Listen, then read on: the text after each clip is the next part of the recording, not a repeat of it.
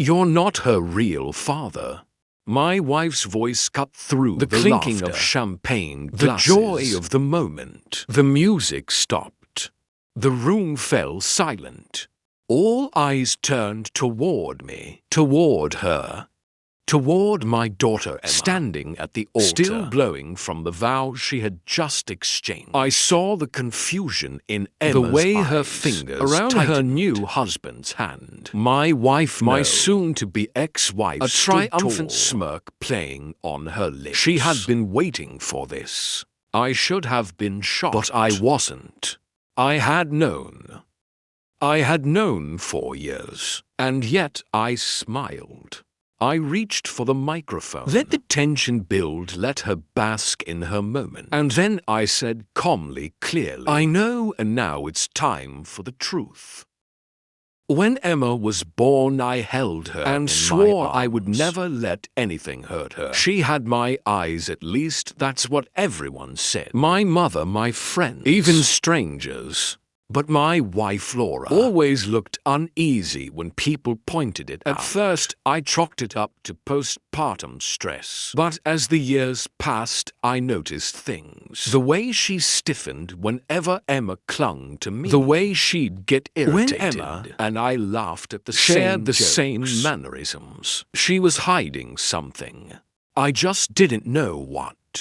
And then, when Emma was about 3, I found a letter buried in an old showbox in the attic. A letter from a man named David. I love you, Laura.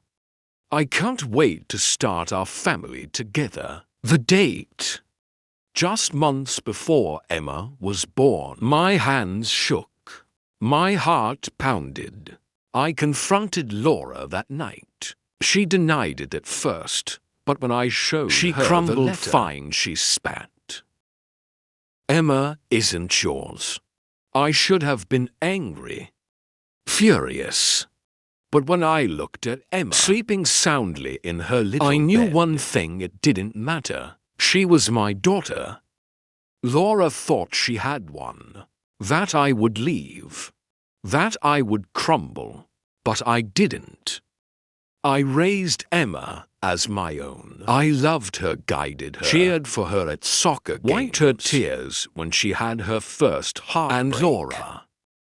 She stayed, but resentment festered in her eyes. I think she hated that I didn't the way she wanted me to, that I didn't leave, that I loved Emma anyway. And then, as the years went by, I noticed something else. The guilt in her eyes started to turn into something cruel. Whenever she was angry, she'd snap at Emma. Whenever Emma excelled, she found a way to bring her down. And worst of all, she never looked with the love a mother should have. That's when I knew she wasn't just trying to hurt me. She was trying to hurt Emma too.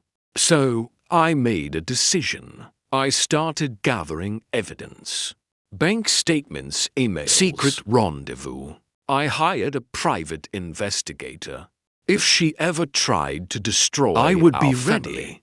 I should have seen it coming.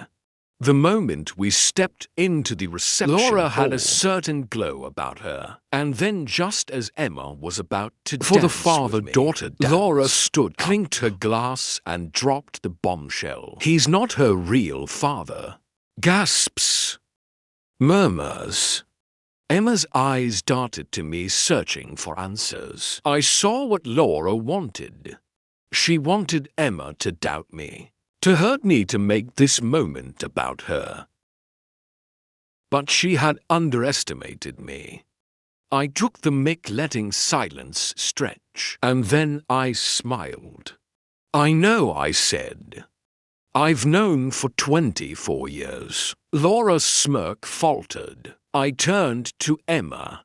And do you know what else I know? I know that being a father isn't about blood. It's about love, sacrifice, and showing up every single day. I may not have created you, Emma, but I raised you.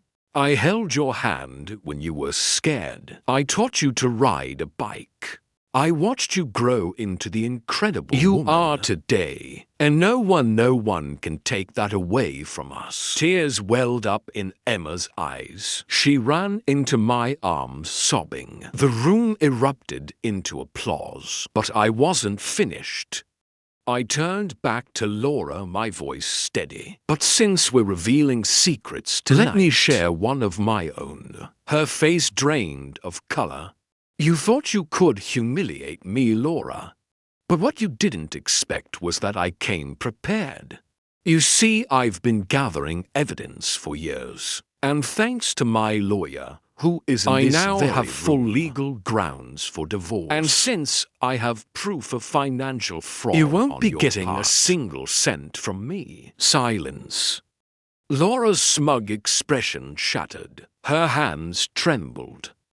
She tried to speak, but nothing came out. Justice. I turned back to my daughter. Now shall we dance? The music started again, and as I held Emma in I whispered, arms, you will always be my daughter. Nothing changes that. She gripped me tighter, and for the first time I felt free.